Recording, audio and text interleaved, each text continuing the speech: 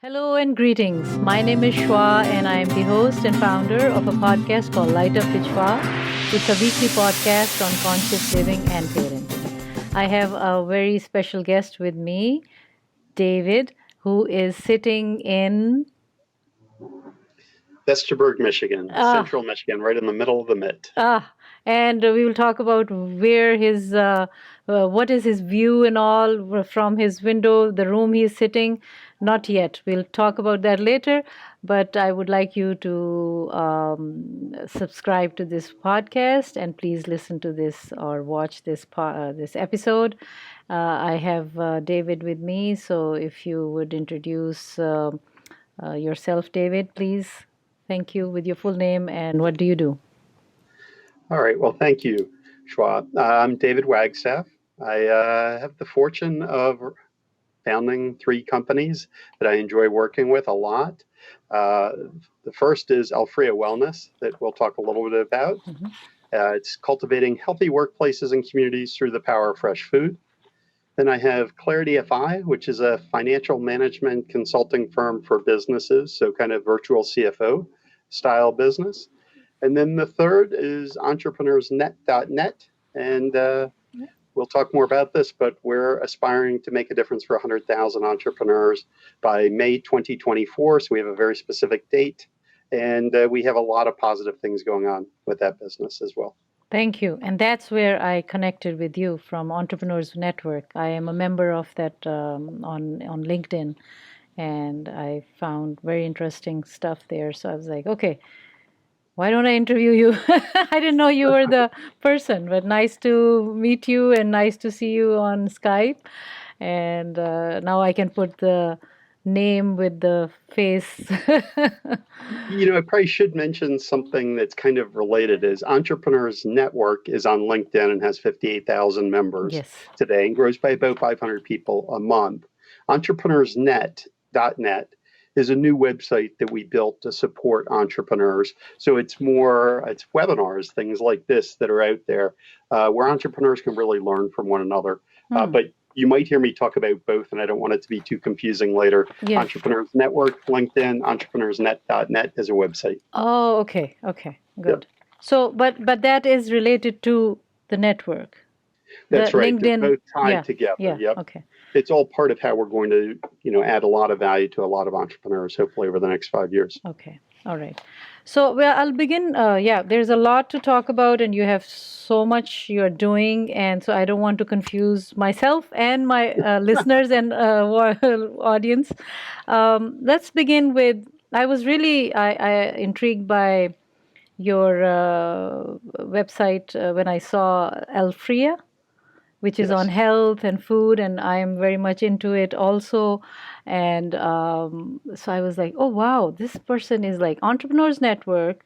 What does it have to do with that? But yes, I believe that it has to do a lot with that, with the healthy environment and food. So can you talk a little bit about Alfrea and how did it come into existence? Like, what made you think to put this together?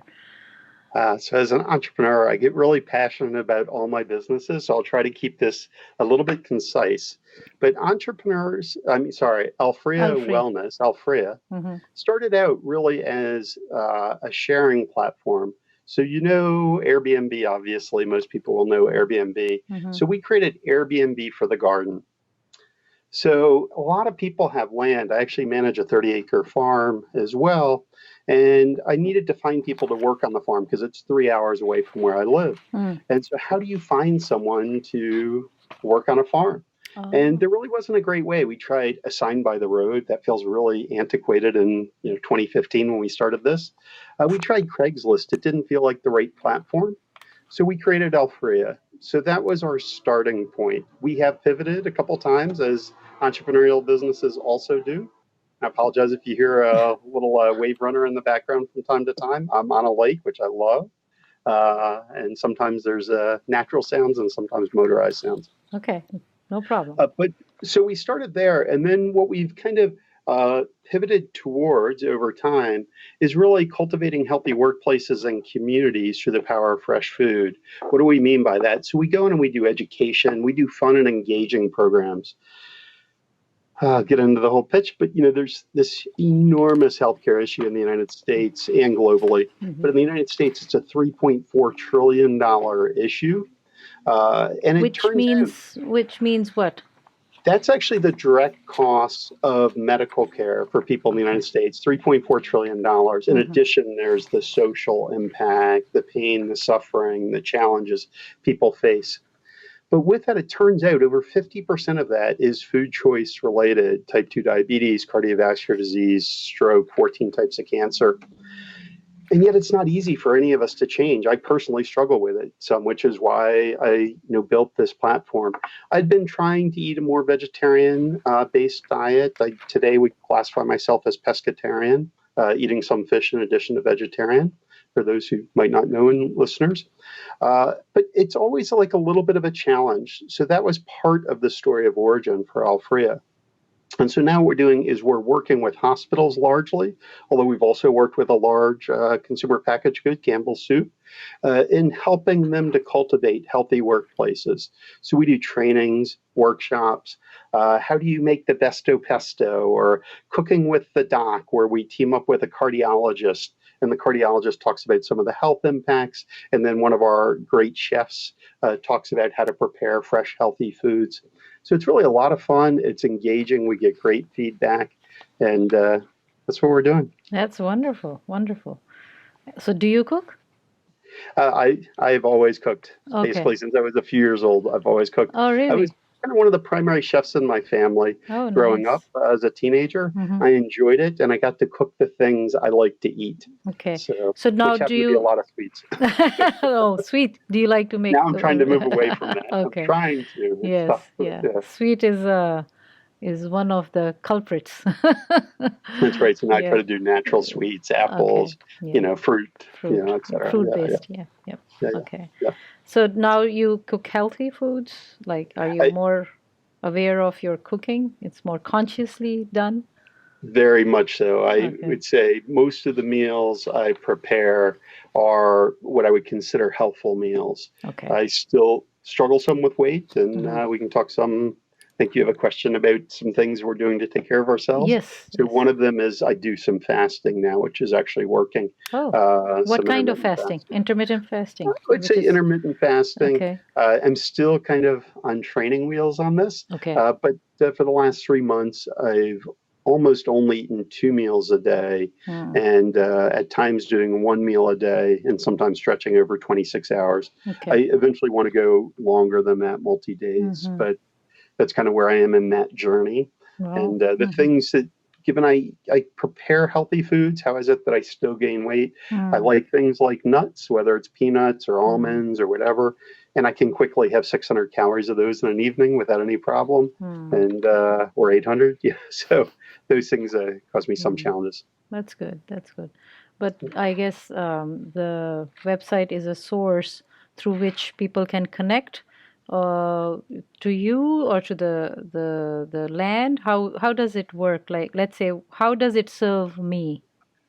Yep. So today we're doing it primarily through organizations, community organizations, or employers. There's reasons for that, but it's just kind of easier to manage. Although we do have some webinars, and we will be increasingly adding webinars that would be accessible to a broader range of folks. So what happens is an employer reaches out to us and said, we would like to encourage employees to eat healthier. An employer can't force people to, and people, struggle as it is. But so they want to have a program on Backyard Farming 101, one of our programs. So employees can grow their own food, because when employees grow their own, they eat more fresh fruits and vegetables. We also do things like the smoothie operator. So employers would reach out to us for programs like that. Okay. Or great. Community groups. So we also work with community groups. Do you work with youth or colleges or schools or? Yeah, so we've done programs with universities, colleges, high schools, pretty much almost every age range. We've done senior programs as well. Although I would say the majority of our programs right now are really geared for, the working folks. But it's not singularly that way. Okay. All right. Good. So as you mentioned, that this is the first organization that you manage. Now let's go to the second, which is which one do you want to talk first? I go Clarityfi next, and then Then we'll we can kind of talk finish about. up with Entrepreneurs Network, Yes. which we're Okay. really passionate about because my current passion project. Okay. So, Clarityfi is financial management consulting. We work with really high performing businesses that are growing fast. The owners are doing so many things well, and they have passion for what they're working on. So happens we work with a number of teachers right now that have started business. Yeah, so a few sample kind of businesses. We work with a preschool where a couple of teachers with PhDs, so not just a daycare, but truly preschool. We're passionate about really helping children learn and have a good foundation. And when they were raising their own children, they looked around and didn't find a good platform. So today they've basically doubled in revenue each of the last few years from 350,000 to over 750,000 this year, over a million. Really, really doing well. But they lacked some of the financials as far as they didn't have passion around managing the financial management. They knew they wanted a partner to work with them. And so they reached out to us, and I love working with them. They're passionate and gifted at what they do, and so that we can help support them. And in this way, I can help the children have a better education. So I feel good about things like that as well. That's very important Yep. because youth, as we know, is our future, and they need to be conscious about the health, as you were mentioning, Yep. and about managing their finances, right? Because I think, I don't know, do we learn in school how to manage our finances? We really don't, and especially not from a business perspective, Yeah, because a business and personal are different, different. although they are often intertwined. Mm-hmm. So I am often, I need to have a deep understanding of my client's personal financials Okay. because it impacts the business. But I'm not really working on the personal side, although it has a positive impact Right. there. Right. Not to make it too complicated, but we're really looking at how is the business performing and how do we make sure that it's doing the things it needs to thrive and prosper. Okay, let's come to the third one.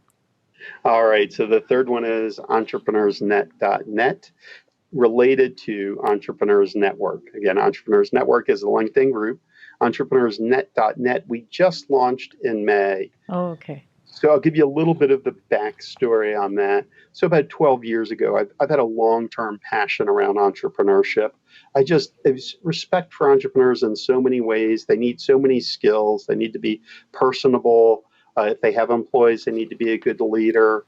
They need to have something that they're about in the world, making a difference in some space.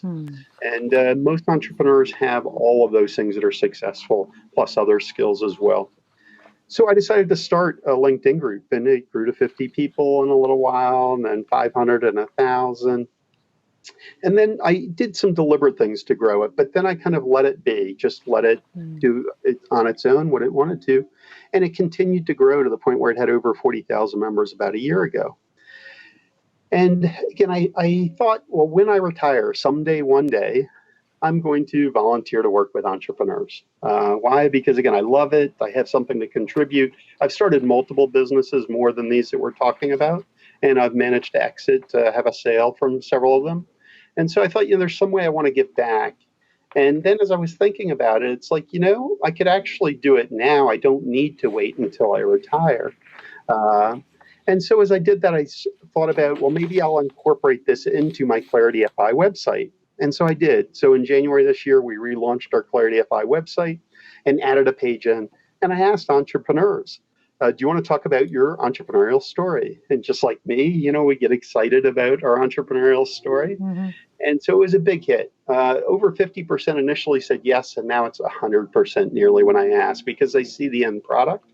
And the end product is a well put together interview with an entrepreneur. And it promotes their business, which we like doing as well.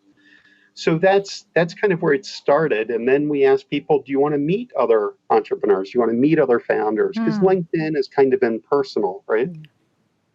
And so what we found is that was very successful. The first day I asked the 30 applicants that day that applied to be part of the group, and 15 said yes, about half the group. And then the next day I asked again, and within 2 weeks I had 135 people saying they wanted to be part of a peer group meeting other founders. And I'm like, wow, this is great, but it's a global group. So getting people together at the same time is challenging. So ultimately, our solution was to set up a website where people could choose when they wanted to participate in a meeting with founders or when they wanted to attend a webinar. Mm-hmm. And so we started ideating the business in April. We started thinking about how do we build a website. Okay. We went live within about a month. As an entrepreneur, my way of being is often move quickly and then make changes as you need to versus doing something perfectly the first time. And so in April, we thought about it. In May, we went live, beginning of May, and we've already grown to over 400 people. I think it'll be 450 by the end of this week. And those are people who have signed up, who find value in what we're doing. And we're really, really focused. I know we'll hit that 100,000 number with the Growth and Entrepreneurs Network without much additional effort. But the real challenge is how do we make sure we add value to entrepreneurs? Because that's really my commitment. It's not just to have a platform where people sign up and they have a badge or whatever says they're a member. I want to try to find ways to help support people. I think there's just huge potential societal impact by having people do something that makes a difference, something that they see makes a difference. Each person sees their own way. You have this wonderful podcast, and that's part of your way of making a difference, right? Thinking about consciousness. And so I think there's lots of expressions of making a difference in the world. And I think if we can help 100,000 entrepreneurs succeed, whether they're disadvantaged or whether they have every advantage, it's okay. It's all people trying to do something to make a difference. And I definitely have a very much of a sweet spot or a warm spot for social entrepreneurs, people who really try to make a difference in the world. Wonderful. So, can you give an example, like how would a person like me? I'm a member of your network on LinkedIn. So, how can I benefit? I am a podcast host and founder. I'm still, working on it. My product is still not there yet. I'm not, I don't have million followers and all. So, how can I benefit from it? So or there's learn lots from of it? so there's lots of ways that we're setting up for people to benefit. One is we're doing podcasts, or not podcasts, webinars. Mm-hmm. We might talk to you about doing one for the program or maybe some way of sharing. We can talk about that later. Mm-hmm. But you can participate, you can host. So all of our hosts are members. So we have people hosting on whatever their area of expertise is. One of our folks is doing biology and how to utilize biology to be the most effective entrepreneur. That's kind of an interesting topic. We have someone else talking about how to get more out of your work without working harder. Again, something else that's of value. I'm doing one later this week on how to start a business. Oh, okay. I should We'll watch do that. other ones on how to succeed and flourish. Those are all in the webinar space. We also have an online directory where you can get to meet other people. Okay, that's what I wanted to ask. Like you can connect to others, can find mentors. Is that how it is? That's right. We have mentors. We have Peer Connect where you can meet with other founders, Mm-hmm. and you may have some particular business challenge you're facing right now, Mm-hmm. right? And so you can talk to other founders. And I think the way I envision it going, we're early enough that I can't say it's all the way there yet, is that the same founders will get on every week or every month, and then they'll learn and trust one another. So it becomes a trusted business advisory group for one another. So, and this is all free. Sorry, this is all free. We are connected to each other. How does it work? Yeah, so we have a freemium model. So most things are available for free today. Many things are available for free. Right? You can meet other founders for free. You can host podcasts or webinars, and you can watch them generally for free. We do have some things that we're starting to charge for. We have a program to look at the attributes for entrepreneurship. So each of us have our own attributes and strengths and weaknesses. So we're actually teaming up with a person who has a PhD, professor, who has developed this really cool program to help each of us understand where our strengths are and where we can use improvement, and then work on those areas of improvement. That'll be a paid program, but it's very inexpensive. One of my commitments is that I want this to be affordable for everyone in the world. So in the United States, people can often afford things, but if you're a student in India, I want to make sure that it's affordable for a student in India or Nigeria or anywhere in the world, because that's my commitment. My commitment is to make a difference for 100,000, not just 100,000 people who can afford to pay whatever, $1,000 a month. There's another website like ours that charges $1,300 a month. Oh, okay. It's just, that's not the space I want to play in. You know, that's just, when we're charging like $10 a month, but many things get available for free. So we try to make it very affordable. That's pretty reasonable. Yep. Quite reasonable. Right. And when people do pay, by the way, they're supporting the platform. So we love when people volunteer to pay, but it's not required to get good value out of it. Right. So can you tell how many, internationally, how many entrepreneurs are connected to this website? Is that okay for you to tell? Sure. Absolutely. So Entrepreneurs Network is the 58,000. In the United States, there's 26,000. The remaining members are around the world. And actually, India is number 2, and the United Kingdom is number 3. Oh, okay. So it's interesting. Australia is high on the list, in Canada, but it really is spread otherwise. Now, our specific website, which is really, I think, more of your question, we have almost 450 members right now. And I can't tell you exactly what the percentages are, but I believe it mirrors what's in Entrepreneurs Network. Okay. I know that there's some, like we're doing a survey right now, and the United States is the most common, I think, at 50%. India might have 30% of the remaining, or 20%, 25. Definitely a large number of entrepreneurs from India join. Good. Wonderful. Yep. Okay, so... Well, that was quite an explanation about. And how do you manage all this? Like, it's like, I don't know. I'm just like, you have to keep like weekly schedule to manage each, or now is it on their own? Which one is the first one, and which one is the youngest out of 3? Entrepreneurs Network is the youngest of the 3 businesses, for sure. Although if you count Entrepreneurs Network, it's a bit older than actually maybe the oldest of the 3. So depending on which part of it you're talking about. How do I manage it? So I try to set aside about a day a week to work on Alfrea. So that's about the time I have. I have a few people who are already in place with the business who can do a lot of the things that need to be done. And so that's one way I manage it, manage through others who are also committed to the same kinds of things that I am. Clarityfi, I work on a kind of as needed basis for clients, probably works out to a day or 2 a week as well. And Entrepreneurs Network, I'm working on all the time. Literally, I know you're going to ask about work-life balance. Yes, that's what my question was. Do you believe in that? Or do you practice that? Do you preach that? How does it work? So to me, work-life balance takes on a different meaning than to other people. In part because I think the term work, sometimes people view as almost negative, right? It's like, oh, I have to go to work. I don't view it that way. These are my passions, right? I absolutely love doing the stuff I do. Like, just think about it. If you can wake up in the morning and help a business owner, let's say through Clarityfi, make better decisions or succeed in what they're trying to do in the world, that gives me great satisfaction. If I can work with people all over the world on Entrepreneursnet, which I do, I talk to someone in Russia, and then I'll talk to someone in, wherever, Kenya or wherever. It's really nice. And so I don't view it as like traditional work.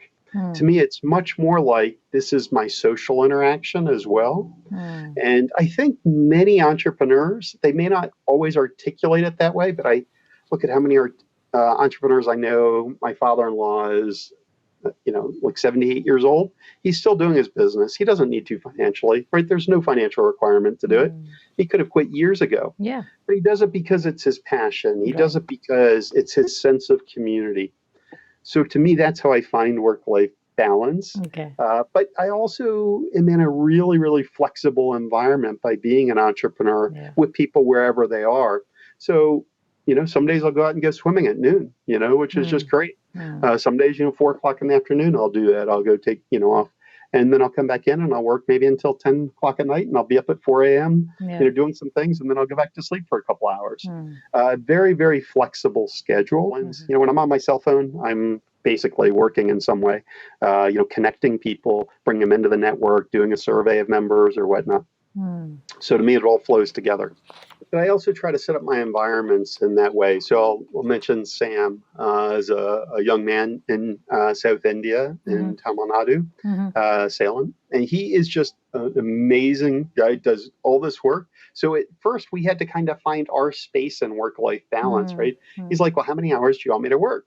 And I'm like, well, he had already been working all these hours, just for free, doing things for me. And so I'm like, well, I know you're going to do plenty of work, so I'm not really too focused on which days or when, but, make sure you're taking time for yourself. So now I would say most weekends he takes off, but he will still work maybe an hour or two because there's something he wants to accomplish. During the day, his day, I'm sleeping, so he can do anything he wants. He can go to the gym, play, sport with a friend of his or whatever, sports. So it's really a very, very flexible environment, and I love that. And he loves that. He actually says one of the things he loves best is he can wear any clothes he wants, anytime he wants, anywhere. Right? And he moves. He travels around the country when he's working. Yeah, it's all fine. It's very, very flexible. That's nice. Do you think this is going to be the way presently? I know we have lots of flexibility. People are working from home. Organizations are allowing their employees to work some partially from home or full time. So do you think as an entrepreneur and being in this field, it's going to go this way?